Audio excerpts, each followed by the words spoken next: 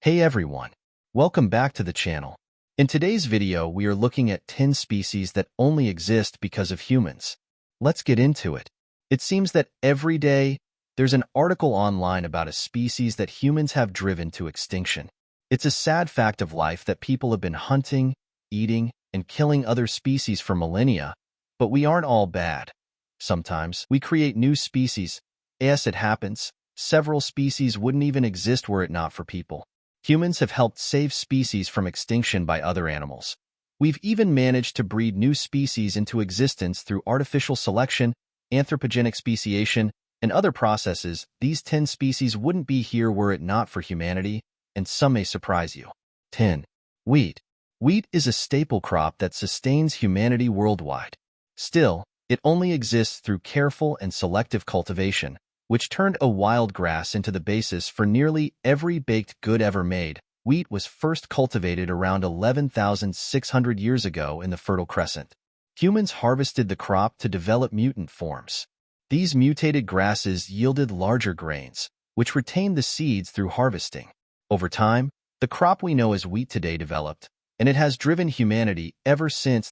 There's a theory that humans didn't domesticate wheat so much as the crop domesticated us. It was the cultivation of the crop that lit the fire, sparking the creation of agriculture that led to the development of human civilization. Were it not for wheat, we would still be wandering around, eating berries and whatever else we could find. Once wheat was domesticated, humanity stopped wandering to find food. It's an interesting concept, but whatever side you take, it's clear that modern wheat wouldn't exist were it not for human cultivation of a particularly tasty grain nearly 12,000 years ago. 9. Crab louse. One of the most annoying parasites on the planet is the louse, more commonly referred to as body lice. Most animals with hair have to deal with these vermin. When it comes to humans, there's a unique pairing that subjects us to two different species of these parasites. Head and body lice are a common problem for other primates, which is why you often see monkeys and apes picking insects out of one another's hair and eating them. We enjoy two such species for humans, and are the only organisms on the planet to have this kind of pairing.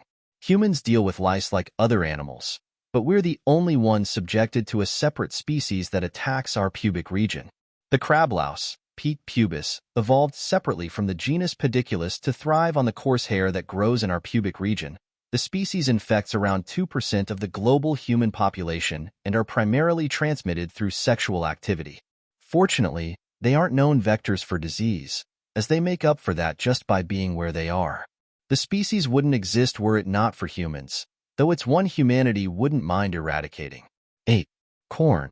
Corn is a staple crop used worldwide for everything from cattle feed to artificial sweeteners. Still, it only became that way, thanks to humans. In its natural state, corn looked nothing like it does now, but thanks to the indigenous peoples of Mexico about 9,000 years ago, a species of grass became one of the most important food sources on the planet. The domestication of corn began around 9,000 years ago, but its history is split into multiple waves. The first saw corn domestication in the Andes. This was followed by a second wave some 2,000 years ago in the lowlands of South America. The difference between modern corn and its natural ancestors is staggering. The earliest known corn plants produced ears that measured only around 1 inch, and only one was produced per plant. Modern corn grows ears of around 6.5 to 7.5 inch with multiple ears per plant. 7. Goldfish. Goldfish are a perfect example of selective breeding because the fish we now win at carnivals wouldn't exist if not for humans. Goldfish, as we know them, have only been around for about 1,000 years. Modern goldfish are a subspecies of carp that were selectively bred to achieve the specific coloration and body style considered the most desirable. Initially, the Asian carp was bred as a source of food, but things began to change around the Qin dynasty, 265 to 420 AD. During that period, people noticed the mutation that developed bright red, orange, and yellow scale colorings. So they opted to breed those fish with similar-looking individuals. People kept mucking about with the breeding until the modern goldfish, as we know it in its many forms, became a popular ornamental and pet fish around 1,000 years ago. 6. Potatoes. Potatoes are another significant global crop, but they only exist via millennia of selective breeding from a single species that began some 7,000 to 10,000 years ago. The species S. brevicaule was domesticated by the indigenous people of Peru. Because of their work, we now enjoy thousands of different types of potatoes. Potatoes, S. tuberosum, as we now know them, began as bitter and mostly inedible. As the species was developed into the one we know today, it became one of the most important crops in South America. It's believed that the potato was largely responsible for a population boom between 1700 and 1900. One of the reasons the potato is such a prominent species with so many variations is its ability to grow new plants from existing tubers. All you need to do is cut a potato into 2-inch, 5.1 centimeters, sections and replant them. It's one reason the hybridization of potatoes has become relatively easy. 5. The London underground mosquito. Not every organism sustained or speciated into the world was done so purposefully. The London underground mosquito, C. molestus, only exists thanks to our penchant for digging around in the ground to make it easier to get from one place to another. C. molestus was first discovered in 1775, and the species likely arose through an adaptation to human-made underground systems. While it gets its name from the London Underground, where it's been found to reside, the species was first discovered in Egypt long before the underground was constructed. It has since been found throughout North and South America, Europe, Asia, Africa, and Australasia. The species developed so that it has become fully suited to live in urban environments, which is unusual for mosquitoes. They cause numerous problems, including the spreading of West Nile virus, Ross River virus, and other common diseases carried by the pests. 4. Lots of greens. Kale, collard greens, kylon, cauliflower, cabbage, Brussels sprouts, kohlrabi, and broccoli are enjoyed daily by billions of people worldwide. These veggies wouldn't exist were it not for humanity, and their development is rather interesting. While all of those vegetables are quite different, they are also technically the same plant. The species B. oleracea is a wild cabbage found throughout much of Europe. In its natural form, it's mostly inedible. Technically, you can eat the leaves and stems raw. Still, most people would prefer the cultivated forms of this biennial plant. The cultivation of wild cabbage began sometime around the 5th century BC in the northern Mediterranean region. Humans began using artificial selection to choose the traits they favored, which resulted in numerous variations that look drastically different from one another. 3. Cows. If you know anything about anthropogenic extinction, you likely know of the auroch, a species of Eurasian wild ox that went extinct in 1627. Folks used to love eating those hardy cattle, but they've been extinct for centuries. Fortunately, we have the modern cow, Beet taurus, which is widely spread across the planet. With some 1.5 billion individuals estimated in 2018, modern cows are believed to have been domesticated by humans from a single herd of aurochs that lived 10,500 years ago. Through genetic analysis, it is theorized that around 80 individuals from that herd of aurochs were domesticated.